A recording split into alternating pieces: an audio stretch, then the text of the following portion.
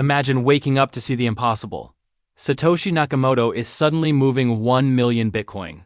For 15 years, those coins never moved, but now everything changes.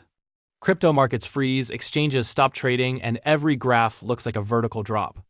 People around the world refresh charts in panic, wondering if this is the end.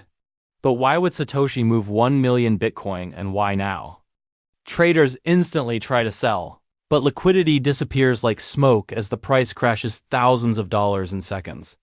Governments call emergency meetings, asking if this is a threat. Meanwhile, the blockchain keeps running, every movement visible to all. The coins don't move to exchanges. They split into thousands of small addresses, creating chaos. Then, a strange message appears in a transaction. "I wanted to see if you are ready." Markets pause. Analysts realize the truth. Bitcoin survived the largest shock it could face. The network kept running, transparent and unstoppable. The world learns a lesson. Even if Satoshi returns, no one truly controls Bitcoin.